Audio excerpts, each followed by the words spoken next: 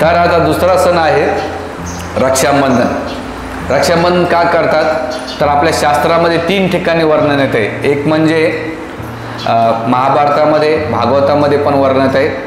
तर राखी हा सण जो आहे, रक्षा करण्याचा संबंध आहे, याच्यामध्ये माणसाचं विशेष करून दुसऱ्यांच्या प्रति हितचिंतक असणं किंवा त्यासाठी प्रार्थना करणं, किंवा आपल्या शास्त्रामध्ये विशेष करून जी श्रद्धा ती खूप सांगितलेली आहे। श्रद्धा म्हणजे किंवा आस्था ही महत्त्वाची आहे। बघा पहिल्या काळामध्ये नजर लागू नये म्हणून आपण काय करतो, काळा टिपका लावतात ना लहान बाळाला, नजर लागू नये म्हणून, आणि लागते बरं खरं नजर विशेष करून, दुष्ट लागते। पहिल्या काळामध्ये दुष्ट काढायचे, किंवा कोणी पाहुणे आले ना तर काय करतात, भाकर वळून नाही का फेकून देतात। तर ही त्याच्या मागचं सायन्स आहे, विज्ञान आहे, आपण ते समजलं पाहिजे। तर आपल्या शास्त्रामध्ये जेव्हा आपण दुसऱ्याबद्दल प्रार्थना करतो, आशीर्वाद देतो, तर त्या आशीर्वाद आणि प्रार्थनामुळे त्याची आई वाढते, त्याचं रक्षण होते। आणि ज्याचं सुंदर वर्णन आहे महाभारतामध्ये, जेव्हा महाभारताचं युद्ध ठरलं होतं आणि युद्ध ठरल्यानंतर त्यावेळेस 5 पांडवांनी आपले अस्त्रशस्त्र काढून पितामह भीष्म, गुरु द्रोणाचार्य, कृपाचार्य यांचा आशीर्वाद घेतला। आणि आशीर्वाद घेतल्यानंतर भीष्मदेव पितामह भीष्म, द्रोणाचार्य आणि कृपाचार्यांना आशीर्वाद दिले, विजय भव। तसं पाहिलं तर पांडवांच्या बाजूने शक्ती कमी होती आणि कौरवांच्या बाजूने किती होती, भरपूर होते। म्हणून जीवनामध्ये आपल्याकडे शक्ती जरी कमी असेल पण आपण वरिष्ठांचे आशीर्वाद घेतले तर आपल्याला कुठेच कमी पडत नाही। नेहमी आपण आपल्या जीवनात आशीर्वाद घेतले पाहिजे, दुसऱ्यासाठी प्रार्थना केली पाहिजे। जेव्हा आपण दुसऱ्यासाठी प्रार्थना करू तर भगवंत आपल्याकडे लक्ष देतात। आपण स्वतःसाठी करू तर आपल्याकडे कोण लक्ष देणार नाही, पण जेव्हा आपण दुसऱ्याकडे करू तर भगवंत आपल्याकडे काय करतात, लक्ष देतील, त्यांचे आशीर्वाद कृपा आपल्याला भेटू शकेल। तर हे एक प्रेमाचं प्रतीक आहे, आशीर्वादाचं प्रतीक आहे, हितचिंतक काळजीपोटी करणारा सण आहे, याला म्हणतात रक्षाबंधन। तर पहिल्या काळामध्ये भागवतामध्ये वर्णन आहे की पहिली रक्षाबंधन होती ती पती पत्नीमध्ये होती, आणि याचं वर्णन आहे भागवताच्या स्कंदामध्ये की जेव्हा इंद्र बली महाराजांसोबत युद्ध करण्यासाठी निघाला त्यावेळेस इंद्राची जी पत्नी होती सची, तिनं काय केलं, उजव्या हाताला नाही का रक्षक कवच किंवा रक्षा धागा बांधलेला आहे। बघा आज मी तुम्ही कुठं पूजाला ब्राह्मण, विशेष करून नॉर्थ इंडियात जातात ना तर लेडीजला लेफ्ट साईडला धागा बांधतात, ब्राह्मण बांधतात ना, आणि जेंट्सला राईट साईडला बांधला जातो। म्हणजे तुम्ही ज्या देवाची विशेष करून वर्शिप करतात ती आज पण बालाजीला गेलात दक्षिण भारतात उतर तर ते भगवंताला स्पर्श केला, येऊन इस्कॉनमध्ये नरसिंह कवच नावाचा धागा घातला जातो गळ्यामध्ये, बघितलं असं ना वेणीसारखा घातलेला असतो, तर ते कवच असतं।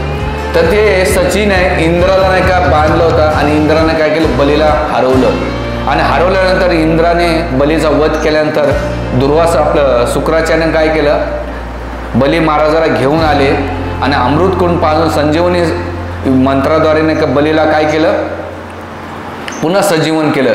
सजीवन केल्यानंतर पुन्हा बलीनं काय केलं, स्वर्ग जिंकून घेतलं। ती कथा एक डिटेल। तर पहिली पती पत्नीमध्ये ते पहिलं बंधन बांधलं गेलं म्हणून ती पहिली होती। दुसरं जे बंधन बांधलं गेलं शास्त्रामध्ये, एक आईनं आपल्या पुत्रासाठी नाही काही रक्षाबंधन केलेले।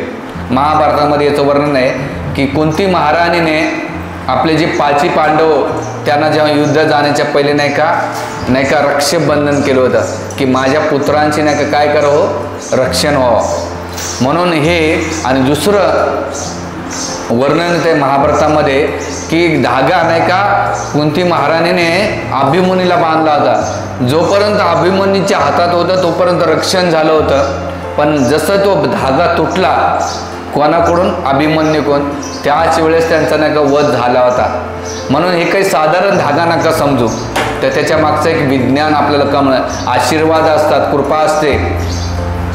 तर याचं दुसरं वर्णन नाही का, ही एका आईने किंवा आजीने आपल्या पुत्रांना बांधलेलं आहे, याचं वर्णन पांडवामध्ये आहे। आणि पांडव त्याच्यामुळे आईच्या धाग्यामुळे नाही का आज यशस्वी झाले आणि विजयी झाले होते, हे रक्षाबंधन। आणि तिसरं काळानुसार लुप्त झाल्यानंतर रक्षाबंधन हे बहीण भावामध्ये निर्माण झालेले आहे। बहिणीचं पहिलं उदाहरण आहे भागवतामध्ये, ही तुम्हाला कथा माहिती आहे। एकदा भगवान कृष्ण फळं कापत असताना त्यांचं बोट कापल्या गेलं, आणि बोट कापल्या गेल्यानंतर त्यावेळेस सुभद्रा बाजूला होती, द्रौपदी होते, पण सुभद्रा भगवान कृष्णाच्या बोटाला बांधण्यासाठी काहीतरी कपडा शोधत होती आणि कपडा भेटत नव्हता.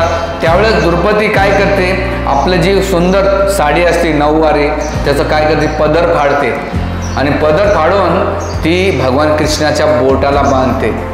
आणि जसं बोटाला बांधलं, त्याचं रक्षण केलं, तर भगवंत काय करतात, एक शब्द उच्चारतात इथं. याच्यामध्ये म्हणतात की अक्षयम अभयम, अक्षय भयम, याला नाही की मी अक्षय असं अभयातून मुक्तता करेन. आणि याचा प्रसंग येतो, जो इंद्राचा प्रसंग सांगितला तो भविष्य पुराणामध्ये सांगितला. आणि हा जो प्रसंग आहे तो आहे भागवतामधला स्कंद, अन्य पुराणातून येतो. तर मी असं वरदान देतो की हिला कधी वस्त्राचा कधी कमी पडणार नाही. आणि भगवंताला बघा, भगवंताला थोडंसं वस्त्र जरी तुम्ही अर्पण केलं तर भगवंत त्याच्या 1000 पटीने का ते वस्त्र प्रदान करतात. आणि म्हणून भगवंताने जेव्हा महाभारताच्या असंच सभामध्ये वर्णन येते की दुःशासन तिला नाही का अबला स्त्रीला वस्त्र हरण करीत असताना, तिला लग्न करीत असताना भगवान कृष्ण साड्याचा एवढा साड्याचा पुरवठा केला, एवढा पुरवठा केला आणि तिचं रक्षण केलं होतं. का तर भगवान कृष्ण हे विचार करतात की द्रौपदीनं मला छोटंसं चिरगुट बांधलं माझ्या हाताला, तर याचं मी खरं रक्षण करेन. म्हणून सांगायचं तात्पर्य एक आहे की भगवान कृष्ण आपल्याला शिकवतात की हे काही साधारण नका समजू. म्हणून रक्षा कशी साजरी केली पाहिजे, रक्षाबंधन कसं केलं पाहिजे, तर पहिले आपण जी काही राखी आणली ती पहिले भगवान कृष्णाला बांधली पाहिजे. आणि त्या राख्यांना नाही का भगवान कृष्णाला स्पर्श घेऊन पहिला जो भाऊ आहे ते कोण आहेत, भगवंत आहेत. आणि नंतर हे जगातले जे आपल्याला आईवडिलांपासून भेटलेले भाऊ आहेत किंवा मानलेले भाऊ आहेत यांना आपण बांधलं पाहिजे. का बरं, नुसतं धागा नाही चालत, तर भगवंताची कृपा पण असली पाहिजे. आणि त्या धाग्यामध्ये तुम्ही सोन्याचं देता, चांदीचं देता, हे महत्त्वाचं नाही. तुम्हाला अपेक्षा आहे म्हणून तुम्ही राखी बांधता का, तुमची खरंच मनापासून प्रार्थना असली पाहिजे की हे भगवंता मी राखी बांधते माझ्या भावाला, पण याचं भगवंता तुम्ही सर्व प्रकारची रक्षा करा, हे सगळ्यात मोठी असलं पाहिजे. काय बऱ्याच वेळा मी राखीला बघतो, मला आमच्या मंदिरात आम्हाला लोक येऊन भेटतात आणि त्यांचं विशेष करून राखी पौर्णिमा कशावर आधारित असते माहिती आहे का, की वस्तू किती चांगल्या भेटतात. नाही, ते स्वार्थीपणा आहे. भाऊ काही देऊ नको देऊ, पण माझ्या भाऊ नाही का नेहमी आनंदी राहायला पाहिजे, सुखी राहायला पाहिजे. आणि ती राखी बांधताना भगवान कृष्णांच्या चरणी आपण प्रार्थना केली पाहिजे. आणि ते होतंय. तुम्हाला व्यक्ती महत्त्वाचा आहे का व्यक्तीची वस्तू महत्त्वाची आहे, हे तुम्ही पहिले ठरवलं पाहिजे. म्हणून आपल्याला वस्तूपेक्षा व्यक्ती खूप महत्त्वाचा आहे. आणि त्या व्यक्तीसाठी जर खरं प्रेम असेल, भगवंता माझा जो दादा आहे, माझा भाऊ आहे, त्याला सर्व प्रकारचं रक्षण कर, त्याचे शारीरिक मानसिक आणि सगळं प्रकारचं रक्षण करून फेकत. तर म्हणून इथे देश काळपात्रानुसार नाही का भाऊ बहिणीची जी प्रथा चालू झालेली आहे, तर ते शास्त्रामध्ये रक्षाबंधनाचं वर्णन केलेले आहे. तर हे केल्यानंतर तिथे एक मंत्र म्हणायचा असतो, येणे बंधो बलिराजा दानेंद्रो महाबलो तिने तोम अहम बंधो रक्षामा चलम चलम रक्षाम. असं केलं पाहिजे की हे येणं बंधो बलिराजा, भगवंता जसं तुम्ही बलिराजाचं रक्षण केलं.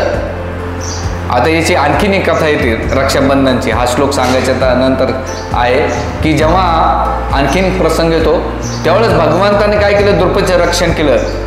आणखीन एक कथा येते ती भागवतामध्ये, अन्य पुराणामध्ये पण याची कथा येते. जेव्हा भगवान कृष्ण वामनदेव अवतारामध्ये वामनदेवाने काय केलं, बली महाराजाचं सगळं असं काढून घेतलं होतं आणि बली महाराजाला काय केलं, सुतोल लोकाचं राज्य देऊन टाकलं. आणि सुतोल लोकाचं राज्य दिल्यानंतर तिथे भगवंत स्वतः द्वारपाल रूपाने नाही का निवास करू लागले. निवास करीत असताना बरेच वर्ष केल्यानंतर भगवंत असे भगवंताच्या भक्तांच्या प्रती किती प्रेम असेल याची आपण कल्पना नाही करू शकत की बलिराजा कोणत्या दरवाजे याचं माहीत नव्हतं. तर भगवंत तेवढी धावपळ करून नका त्या दरवाजापासून थांबायचे. तर असं केल्यानंतर एकदा नारद मुनी वैकुंठात गेल्यानंतर लक्ष्मीला विचारलं, कुठे आहे स्वामी? ते म्हणे नाही हो, स्वामी कुठे गेले माहीत नाही. म्हणजे तुम्हाला तर माहीत असेल. म्हणे हो, तुमचे स्वामी सुतोल लोकामध्ये आहेत. म्हणजे सुतोल लोकामध्ये काय करतात? ते म्हणतात सुतलोकामध्ये राजा बलीची सेवा करतात, सेवकाच्या रूपामध्ये सेवा देत आहेत. आणि मग हे केल्यानंतर म्हणे आता त्यांची मुक्तता कशी होईल? ते म्हणले तुम्ही जा आणि गेल्यानंतर तुम्ही काय करा, बलिराजाचं गुणगान करून त्यांना भाऊ माना आणि भाऊ मानल्यानंतर त्यांना काय करा, रक्षाबंधन करा. तिथे तुमची तुमच्या पतीची रक्षा मुक्तता करते आणि मुक्तता केल्यानंतर करते. आणि असा प्लॅनिंग नारद मुनी सांगितल्यानंतर लक्ष्मीदेवी नाही का सुतलोकामध्ये येते. सुतलोकामध्ये आल्यानंतर अतिशय आदर सत्कार होतो, मान सन्मान दिला जातो. आणि गेल्यानंतर हे म्हणते राजा मी तुझी बहीण आणि तू माझा भाऊ आहेस. आणि मग त्यावेळेस ते एक सण करतात, राखी बांधतात. राखी बांधल्यानंतर बलिराजा म्हणतात की बहीण तू हे ताई तुला जे पाहिजे ते माग, मी तुला सगळं द्यायला तयार आहे, माझं राज्य संपत्ती सगळं काही धन संपत्ती द्यायला तयार आहे. ते म्हणले मला तुझ्याकडून दुसरं काहीच नको, एकच दे, जे मागितलं तो दे. म्हणले तू माग मी देईन. म्हणजे तुमचा जो द्वारपाल आहे ना तो मला पाहिजे. आणि मग जेव्हा मागितलं तर बलिराजाचा चेहरा उतरून गेला. मागून मागितलं तर काय मागितलं, भगवंत मागितले, जे माझे प्रिय स्वामी आहेत त्यांना मागितलं. पण आता काय करा, बहीणनं मागितलं ते द्यावा लागेल. आणि मग मागितल्यानंतर ते देते. आणि त्यावेळेस लक्ष्मी घेऊन चालते. लक्ष्मी घेऊन जेव्हा चालते त्यावेळेस बली महाराजांचा चेहरा उतारल्यानंतर तर भगवंत बघतात. ते म्हणतात राजा बली काळजी करू नकोस, मी कायमस्वरूपी तुझ्यासोबत राहीन. कसं राहील तर भगवंत बलिराजा विचारतात की भगवंत तुम्ही तर चाललेत आणि चालल्यानंतर आता मी कसं, माझ्याकडे कसं मी तुमचा सहवास कसा प्राप्त करेन? त्यावेळेस भगवंत म्हणतात जेव्हा चतुर्मास असतो ना, त्या चतुर्मासामध्ये 4 महिने मी तुझ्याकडे निवास करेन. शयन एकादशीपासून तर उत्थान एकादशीसाठी.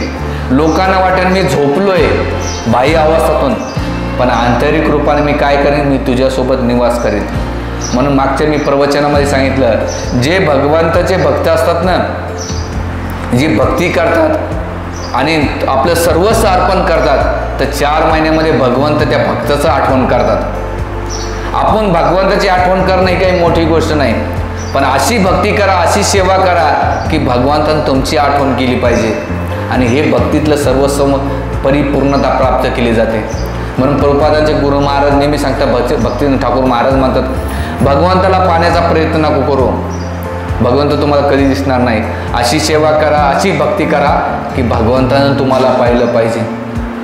आणि मग तिथे 4 महिन्यामध्ये बली महाराजांच्या राज्यामध्ये भगवान विष्णू नाही का सहवास देतात. पुढं शयन एकादशीपासून जे कार्तिक एकादशी उत्थान एकादशीपर्यंत 4 महिन्यामध्ये भगवंत तिथे निवास करतात. आणि केल्यानंतर तिथे हा जो बहीण भावंडाचा सण आहे बघा, मागताना आपण काय मागितलं पाहिजे माहिती आहे का? रक्षाबंधनाच्या दिवशी भगवंताला मागितलं पाहिजे भाऊ.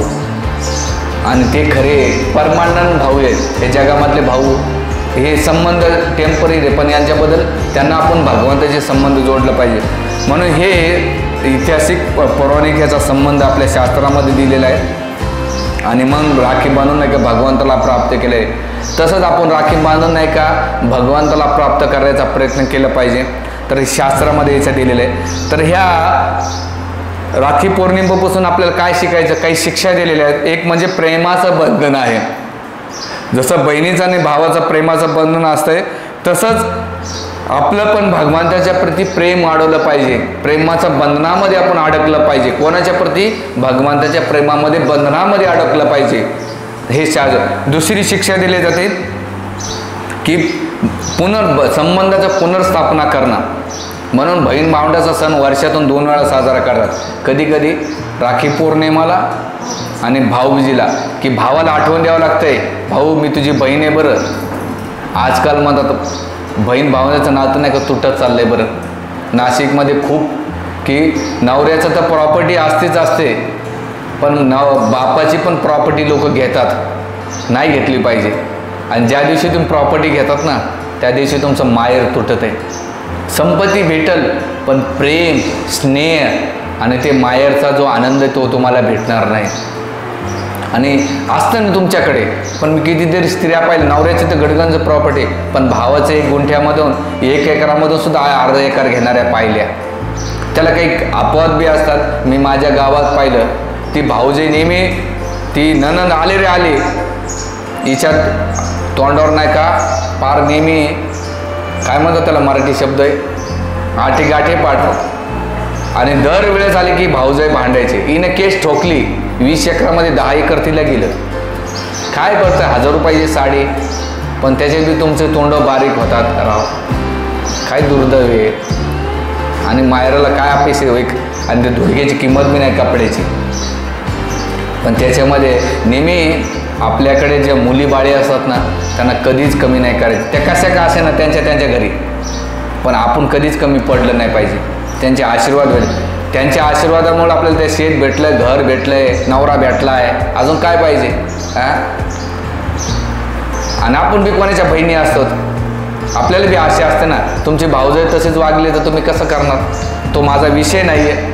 पण एक व्यावहारिक गोष्टी येतात जे भक्ती मार्गामध्ये आपल्याला त्या इम्प्रूव्हमेंट करणं गरज. भक्त म्हणजे काय, सगळ्याला सामावून घेणारा. आपल्या भक्तीमुळं आपण सगळे आपल्या जवळ आले पाहिजे, नाही की आपण गळ्यात माळा घालून असं केलं. तर हे सांगण्याचं तात्पर्य, म्हणून हा पुनर्स्थापन. आणि त्याच्यामध्ये आपण पण हे संबंधाला रिपीट संबंध स्थापित करतो वर्षातून आहे. तर आपण पण भगवंताचे संबंध स्थापित करून नेहमी त्यांच्या पुनर्संबंध जोडला पाहिजे भगवंताचा. तिसरं आहे आपलं कर्तव्य असतं बहिणीच्या पोटी, भावाच्या पोटी, हे कर्तव्य. तसंच भगवंताच्या प्रती पण आपले कर्तव्य केले पाहिजे त्या बंधनामध्ये. आणि त्या कर्तव्यामध्ये काय की जे आपल्या गुरु ग्रंथाने जे दिलेले नियम आहेत त्या कर्तव्याचे आपण ते केलं पाहिजे. जेव्हा आपण ते सारखे कर्तव्य करू तर एक दिवस जसं भौतिक संसारामध्ये आपल्याला सफलता भेटते, त्याच प्रकारे आध्यात्मिक जीवनामध्ये आपल्याला गुरुने जे काही नियमावली दिलेली आहे, भगवंताच्या नावाचा जप, भागवताचं वाचन करणं, श्रवण करणं, भक्ताचा संग करणं, हे आपले कर्तव्य आहे. जेव्हा तुम्ही हे करता वारंवार तर आपले संबंध काय होईल, भगवंताच्या प्रती दृढ संबंध स्थापित होते. म्हणून आपण त्याच्यावर प्रयत्न केला पाहिजे. आणि शेवटी सगळ्यात म्हणजे ईश्वबंधुत्व, जे बहीण भावंडाचं सगळ्याला भावना निर्माण करणं. आणि ईश्वबंधुत्व ते ह्या सणामागे शिकवलं जातं. प्रेम असं नाही की आपल्या सख्याच भावाला बांधलं पाहिजे. पण तुम्ही दक्षिण भारतामध्ये किंवा खेडेगावात जातात ना, ब्राह्मण काय करतो आज बी, तो काय करतो गावात फिरून प्रत्येकाला रेशीम बंधन बांधतो. बघितलं असं किती लोक आहेत. ही परंपरा आजच नाही आहे, लय अनादी काळापासून. पण आजकाल त्याला नवीन नाव आलं फ्रेंडशिप. असं काहीतरी द्वारा घेतात, हाताला बांधतात, त्याला फ्रेंडशिप डे म्हणतात ना. अजून कोणता फेस्टिवल आहे हाताला एकोणाला धागे बांधायचे, फ्रेंडशिपच ना. त्याच्यात बी लिहिलं तर आय लव्ह यू असं भरलं सलतच लिहिलं असते, हॅपी फ्रेंडशिप डे. काय त्याच्यात काय अर्थ नाही. पण आपल्या वैदिक ग्रंथामध्ये धर्माचं तत्व दिलेलं आहे, त्याच्या मागचं समर्पण, सेवा, त्याग दिलेला आहे, त्याचा मागचा उद्देश दिलेला आहे. ह्या धागे बांधण्याच्या मागे नुसतं धागा नाही आहे की भावाला टिका लावला, पेढा खाऊ घातला, वळलं आणि दादा आता किती देतो तुझ्या खिशातून किती भेटतात, नाही. त्याच्या मागचं प्रेम, स्नेह व्यक्त करणं आणि त्या संबंधाला पुनर्स्थापित करण्याचा मागचा सण आहे. तर काही फ्रेंडशिपसारखं पट्टा बांधणं नव्हे, तर त्याच्या मागच्या जिम्मेदाऱ्या पण येतात की आता माझ्या बहिणीनं मला धागा बांधलाय तर माझं काम आहे तिचं रक्षण. भगवान कृष्णाने द्रौपदीचं सगळं रक्षण केलं. असं नाही म्हणजे की एवढं चिरगुटे दिलं आता मी नाही. भावानं 1000, बहिणीने किती दिलं एवढंच दिलं, पण भावानं किती दिलं. म्हणून भावजाईने ध्यानात ठेवा, भाऊ देत असेल ना नवरा तर आज काठी घालायची नसते बऱ्याच वेळा. असं नाही सत्य भामा रुक्मिणी आली म्हणजे आता तुम्ही काय केलं हो एवढं, नाही म्हणते दिलं, मनमुक्तपणे दिलं. हे नियम एवढा लागू होतं तेवढा तुम्हाला पण लागू होतं, सगळ्यालाच होत आहे, एकोणाकाला संबंध आहेत. आणि मग भगवंताने किती दिलं, भरपूर दिलं. तर भावाचं काम आहे आपल्या बहिणीची सर्व प्रकारचे रक्षण करणं, तिला जे पाहिजे ते देणं, तिच्या इच्छा व आकांक्षा दिलं पाहिजे. तर हा याचा प्रेमाचं एक प्रतीक म्हणून हा राखी पौर्णिमाचा सण साजरा केला जातो.